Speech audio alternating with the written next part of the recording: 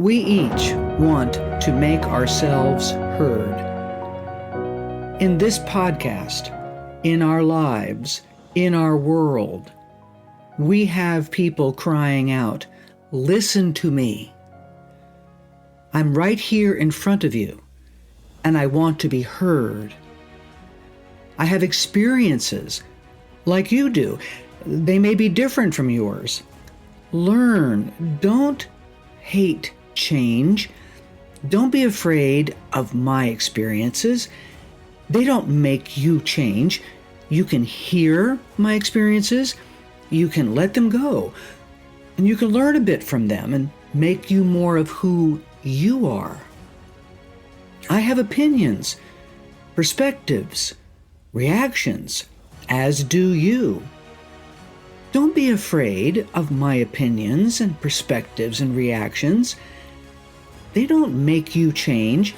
You can hear, let go, learn a little bit from them, make you more of who you are. I have an identity that comes from reflecting every day, consciously or unconsciously, on my experiences, my reactions, my perspectives. I reflect inside by using language. And the people around me use language about me and about themselves and about the world. Language is the tool I use to find out who I am. And language is the tool I use to share myself with you and to share myself with myself. If it's about us as humans, it's about language.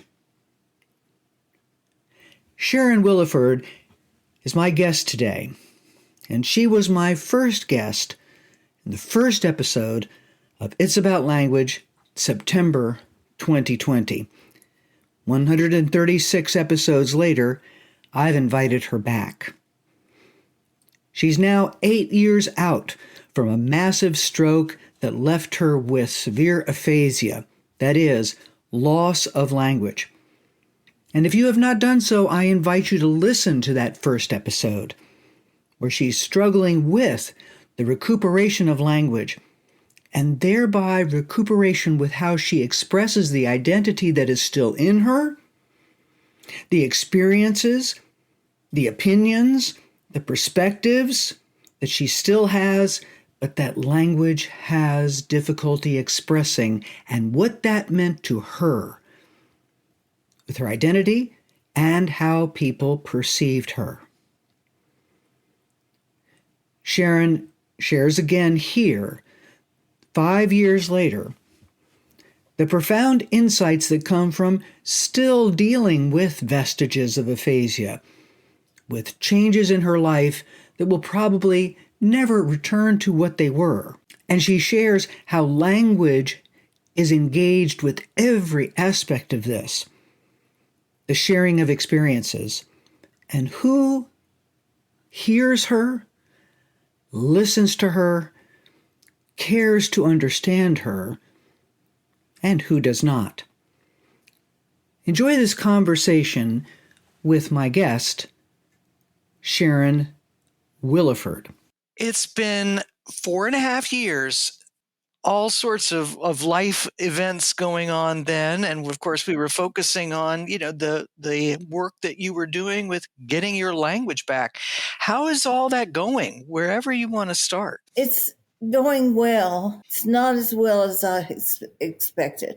I still have trouble, but it's better than it was, for sure. I have to work harder at it. That's the thing. I thought that eventually it would be easy. It's not easy. Not easy. Not easy.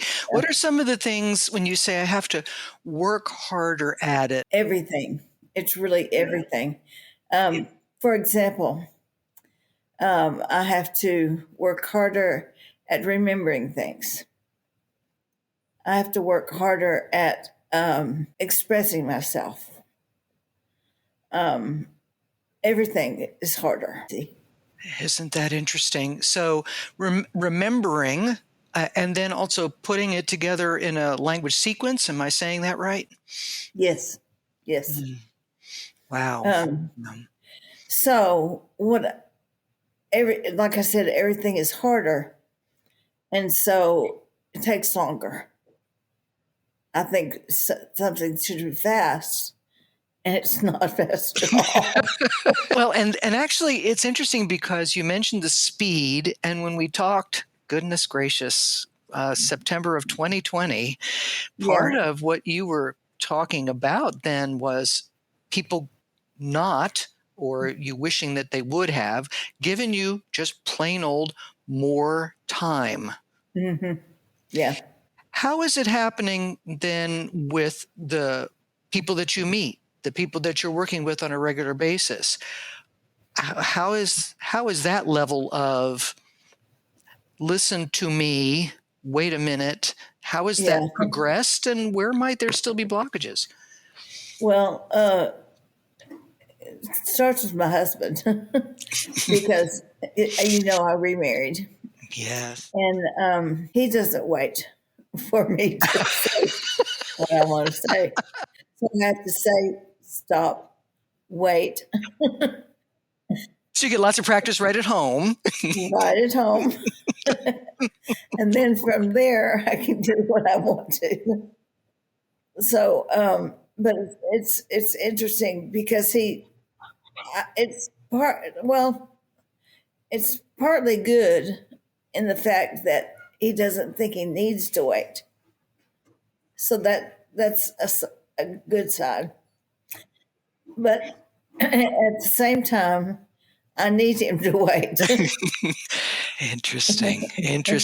Well, isn't that fascinating? Well, and it really does kind of, if I may say it this way, kind of toughen you up a little bit there, right? When you A go little out bit, and you yes. get now, Sharon, you were engaged with thinking about over these years that we've stayed in contact since the podcast, and certainly, since the stroke, of how people deal with strokes and how you had a vision of ways of helping people have hope. What are some of the pathways that you've been down, either keeping that thought, or how have you perhaps modified what you do with incorporating your experience into your daily life, into what you're bringing to others? Well, I've again everything takes longer, and so I find myself I get tired easily, and I don't have time to think about those things much. Just now, I'm beginning to think about those things again. It was a nice thought that I could help people have hope, but I just was getting from one day to the next, and only now have I gotten where again I have I hope to have hope. I hope to have people have hope again. But I didn't think about that for a long time. Just working on your own needs then. If it was for a fact. It's okay. What are some of the ways that you have been working then?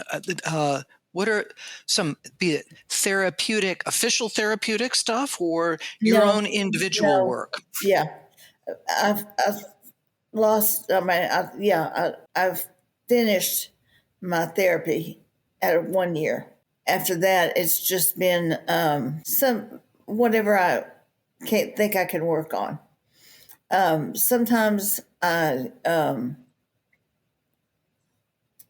find that I'm too quiet, which is very unusual for me. You notice you're more quiet than the normal Sharon would be, right? Yes.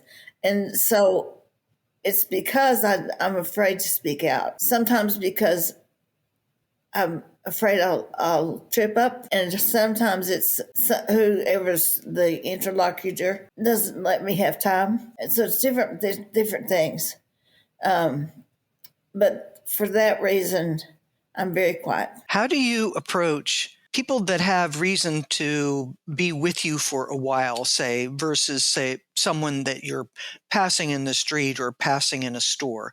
Someone who is going to be spending more time with you. How do you help them to potentially understand your needs in communication so that you can? Yeah.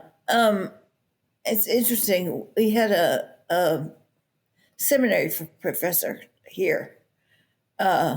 We just finally just said, we're going to do this, even if I can't talk. And she, the wife, was very understanding about that. She didn't know how to exactly do it, but she was very understanding and she tried. And that was an encouragement to me. Eventually, with time, she understood more about how to have me as a conversationalist, and she got better and better as time went on. And it's just a question of I have to have the patience to do that every time, but I do, and that's it works out well, I think. That's a huge experience for you. I mean, that's got Yeah, to be a practice that yeah, I suppose periodically you'd like to throw up your hands and yes, I would, but I have to be patient and just every time I meet somebody new, I have to go over it again, and that's all right. I get practice that way, and also I have just like I said, I get practice that way, and I get more more practice doing what I need to do. Question I have for you, Sharon, about that. You have met many people where you, as you just said, are explaining, giving them an idea of what they are going to be experiencing with you and what to expect. What items that you have shared do you find are the most help for people to understand, are the most effective ways of looking at it for them in the experience that you have had that way? Yeah. Okay. I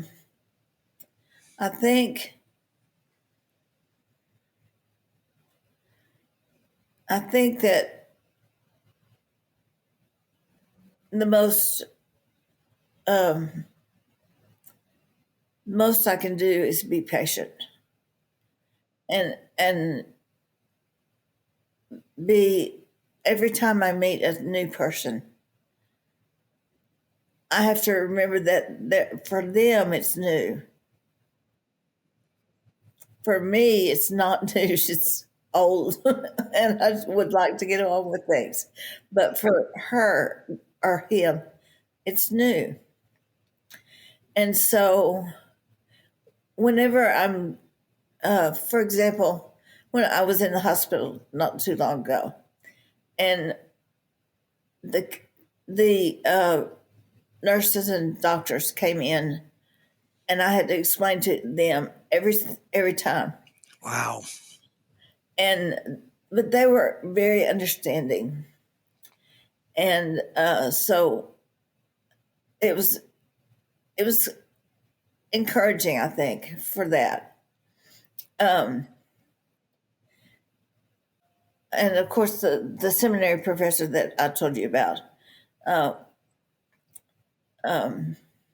now he was not so. He was interested in Bob. He was interested in, and so we almost had two separate conversations, which is very confusing for me. Yeah, because I was listening to them and also at the same time talking to her. Uh-huh. Yeah. And usually, that's easy, but not after the stroke. So I had to just go back and forth. Have you come across, can you share a story of someone where they, in finding what you were working with, that it was a breakthrough for them? In Sunday school, um, there's there's the director, and she had not a breakthrough exactly, but she was enlightened, I would say that, by the fact that, well, I'm not sure what, the fact that I thought, I guess, to make myself heard and to,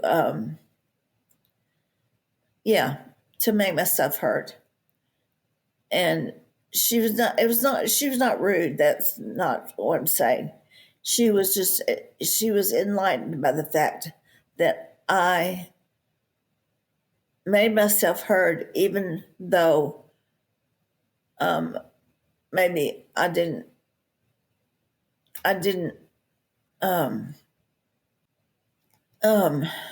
well, sometimes I didn't want to, you know, I was tired or, or,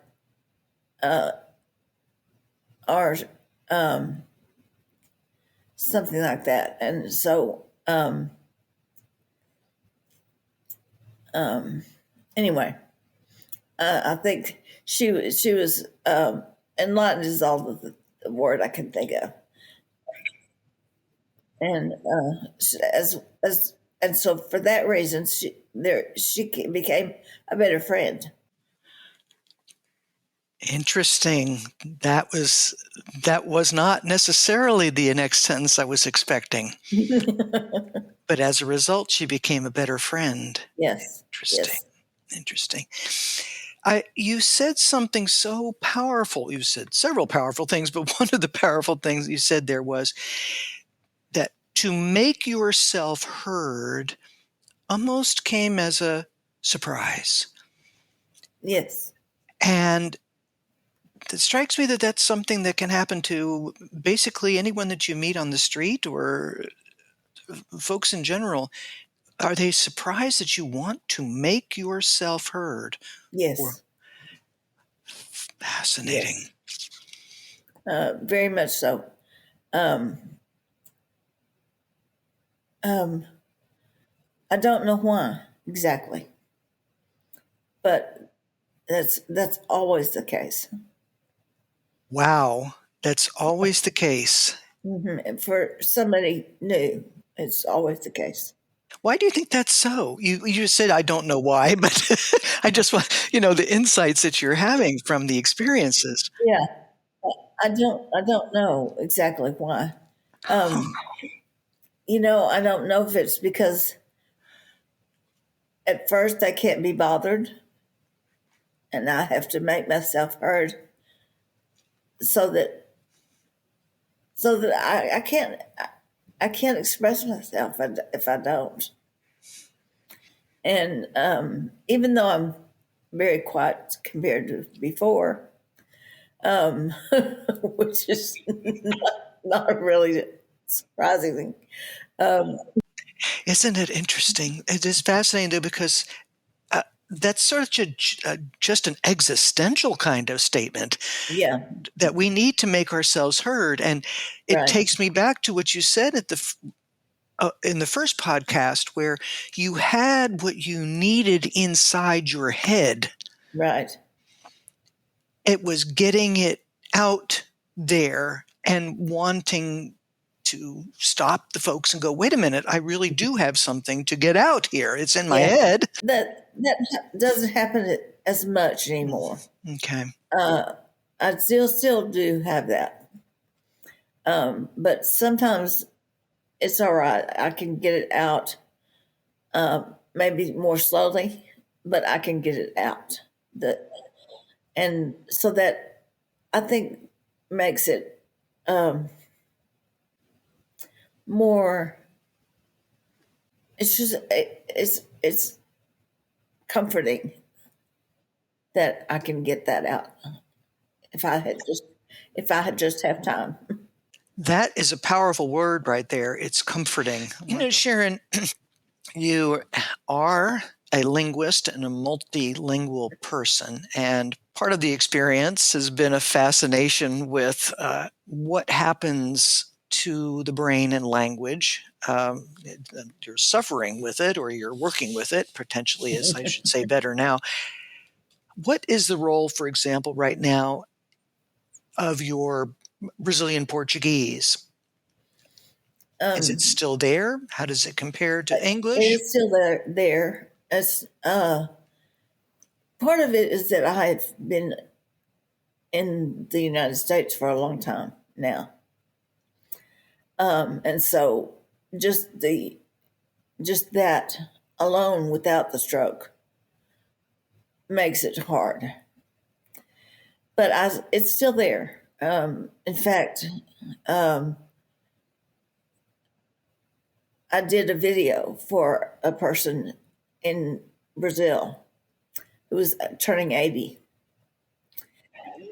And I was fine as far as getting that out and, telling them how glad I was that they were having a birthday and all those things. And so I can do all that. Now, I help serve on a mission board for, it's called Missions 21, which I think everybody was called Missions 21 at that point. But anyway, one of mine is Missions 21. And if you want to do something after this podcast, that it's missions.21.org. He's coming by. The head of the board is coming by next Friday. I don't know if we'll talk in Portuguese or English. He is either one. And I have me English right now. But I could talk in Portuguese if he wants to. So we'll see. Were you saying, as far as that video or potentially even this conversation coming up, that your Portuguese was more fluent than English, or was it about the same as far as effort? It's fluent than English now. But again, it's probably part of it is just that I've been in the United States for so long. When you take a look at the language aspect, you linguist, okay, we have vocabulary, concrete vocabulary, abstract vocabulary. We have parts of speech that include verbs. We have syntax and how phrases and sentences are put together. Have you noticed in your contemplation over what you're still working with and what you've been growing, which linguistic aspects seem to have been more affected than others? Which ones are struggles and which ones are simpler, if I can put it that way? Everything gets simpler as it goes on. At the beginning, it's really hard. But as I go on, and it's like getting back into it, then for example, let's see. Bob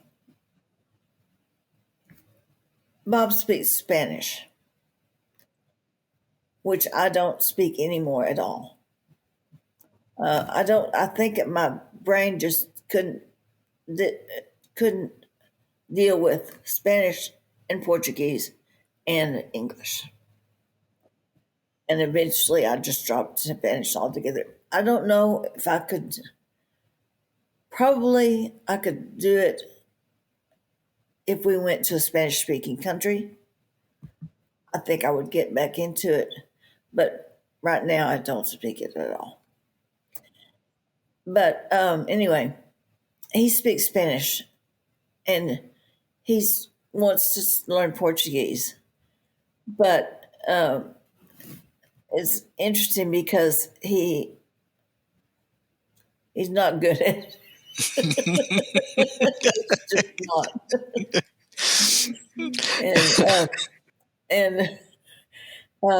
So I try to understand what he's saying and all of those things. And because of that, I get better. You mentioned that as understanding, and earlier you said that the comprehension, like when the seminary professor is there and talking with your husband Bob, and here comes his wife, and you guys are talking, and you noted that it's hard to, in general, without having had a stroke effect, I presume, to try to concentrate on one conversation when there's another one you're interested in nearby. But you had mentioned that it gets harder with a stroke to be able to do that, paying attention. That receptive skill is also compromised some then, Sharon? You mean in Portuguese? In English, Portuguese, just in general, the concept of the brain. No? I don't have any receptive skill that is compromised. Okay. In other words, I understand everything. Mm-hmm. I just can't get it out again. Right. But was there a mix in that experience of being in a room where you had a conversation over here and one here, a little bit harder than you remember? Then it's hard. Okay. Yes, then it's hard. Parsing that out. Yeah. I guess, yeah. What has been your biggest delight with those who do know you, family, friends, where your experience of the stroke and you're working with it and their attitudes have been something that's been life-giving and health-giving? There's been a lot of things.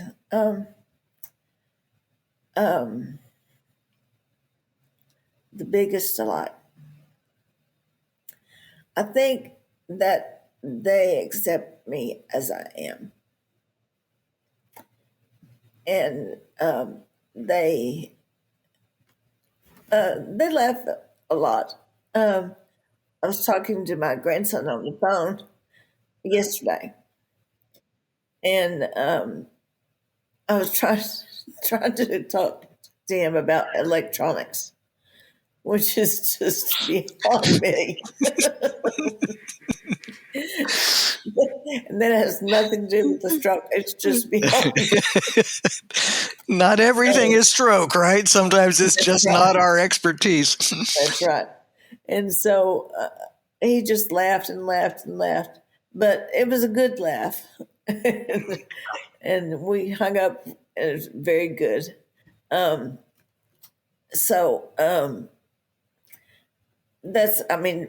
I have, I have 12 grandchildren. And it is a delight to talk with any of them all the time. And the three that live here, particularly, Katie is the youngest who lives here. And we pick her up from school. And it's just a delight to talk to her all the time. And she's got something to say all the time. And it's just, they treat me they don't mind that I've had a stroke. Of course, Katie was little. It was 8 years on this February that I had the stroke. And so she was very little. And she doesn't remember me without the stroke. And that's interesting, because I sometimes forget that she doesn't remember me that way. But anyway, she doesn't mind it. It's just part of who you are. Yeah, and I can be myself with her because of that. So, Says a lot, doesn't it, Sharon, about expectations? What adults, yes. for example, expect of other adults. And Yes. therein lies a lot of that impatience. And for you, obviously, to have such an extended, warm family to be with in every possible way, be it close or by phone, etc. Tell me, what is it that you think that those grandchildren are learning about stroke, about patience, about expectations that might inform who they become or continue to become as adults? Yeah. I think they're learning several things. One is that you have to have patience, especially the older ones of them, because they remember me before I had the stroke, and they experienced loss, but also they know me two ways. They know me before the stroke and after the stroke. And they have to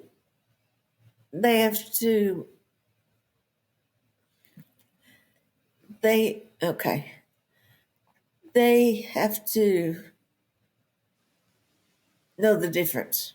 Yeah. Wow. And so I would say that's one of the things. But also, I think when they do that, it informs who they become as adults, because they have patience that they didn't have. They have a really compassion, and it's just it does inform who they become, for sure. Now the little ones, they don't know any different. They think I was always this way. Yeah. See, there you go. Again, Mom's children, grandchildren, don't know me at all before the stroke, of course, and so they have different. They have a different mentality about me than my grandchildren do. because of that timing in their lives and your life. Right. Mhm. Right. Mm-hmm.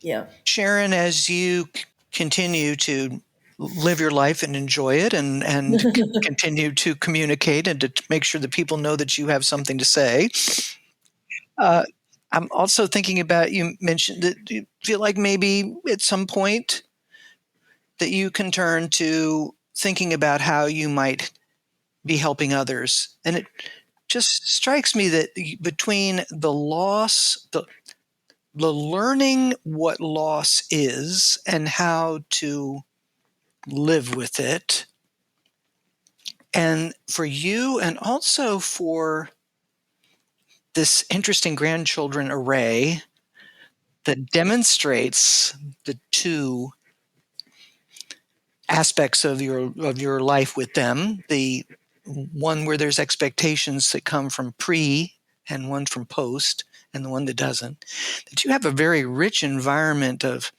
storytelling and of insight that can help many. Yeah. I've been thinking about this. I started it's called Storyworks, and it's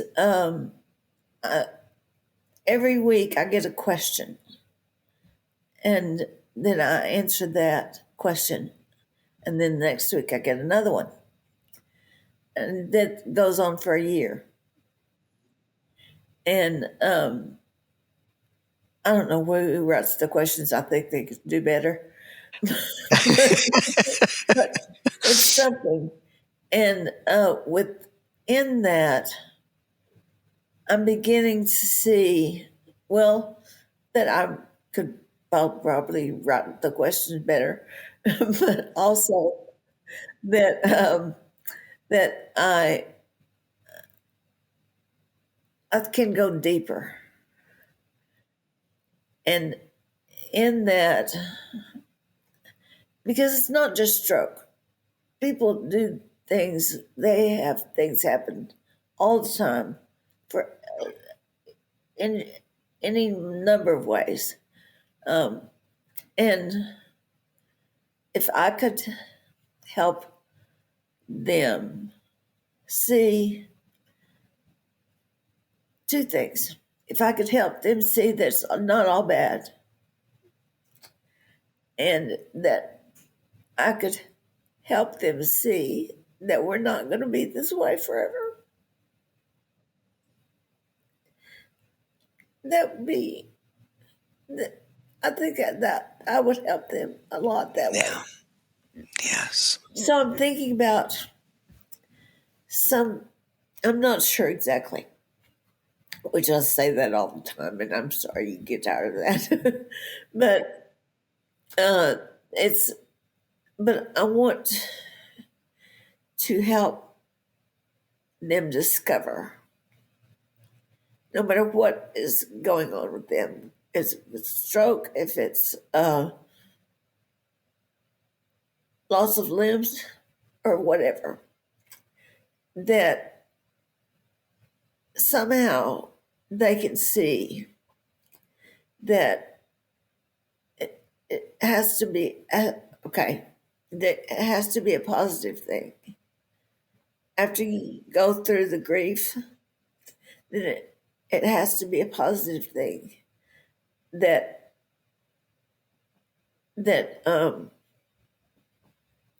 you see what I'm talking about? Um, okay.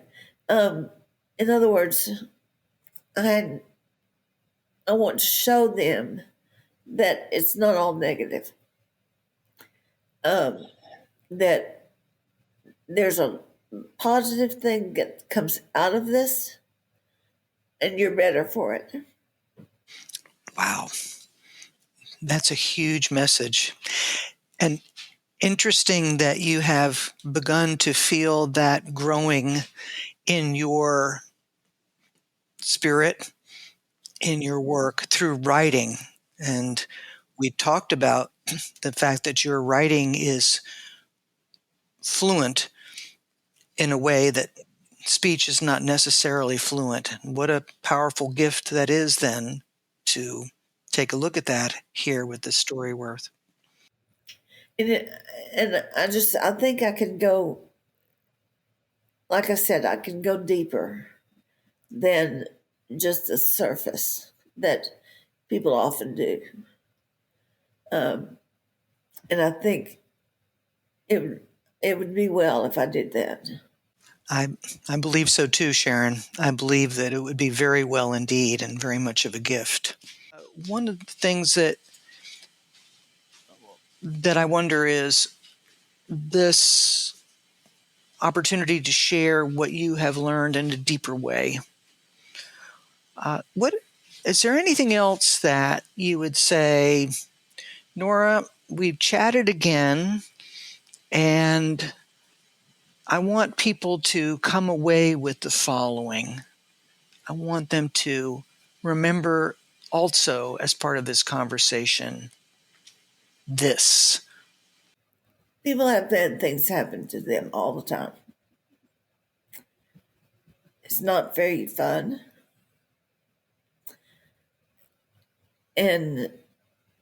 But you come out better on the other side. And that is something that you need to remember. Anybody who's listening needs to remember that. You come out better on the other side. It may be a long time, but eventually you come out better. You come out more mature. You come out more compassionate. You come out more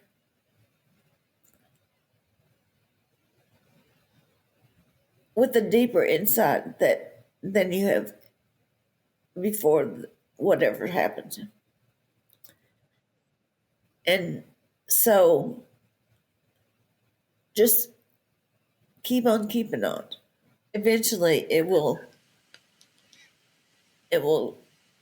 come out not just all right, but better. Wow. And that's what I think I want her to. I can't get the pronouns right. Them to remember.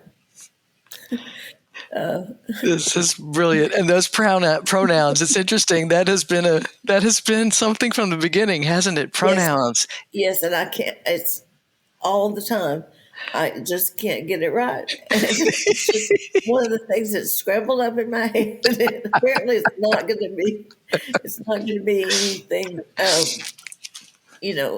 That I can do anything about except just laugh at it. So that's what I do. Is laugh. And we will do that. And the expectations and patience and coming out better. Thank you, Sharon, for all of your insights, and including the ones that can make us laugh indeed. So Thank you.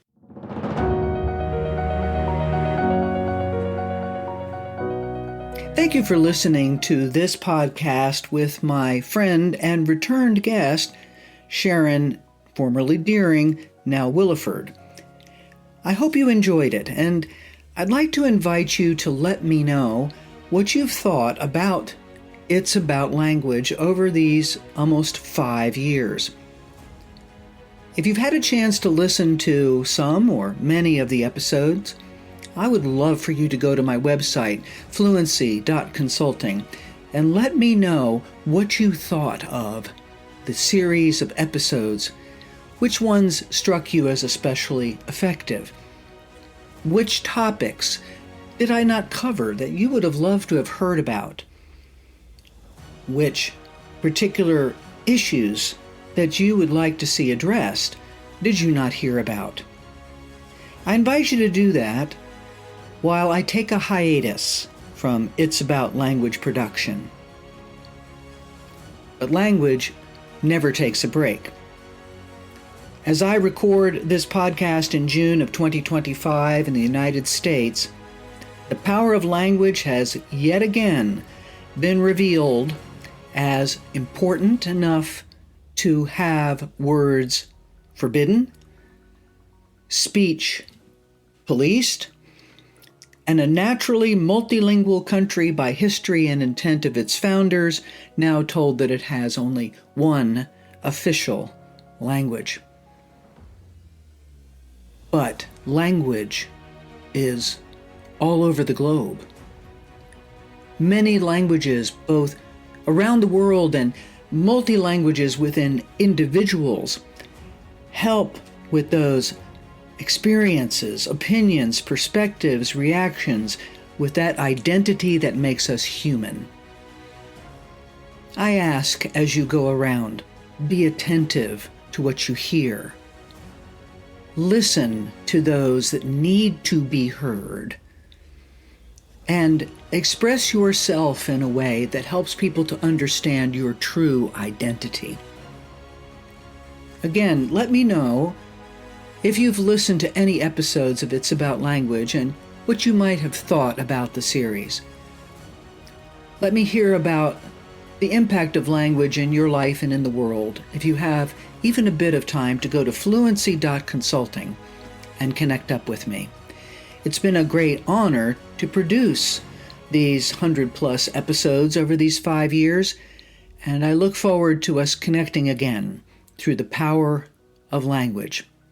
Because if it is about us as humans, it is about language.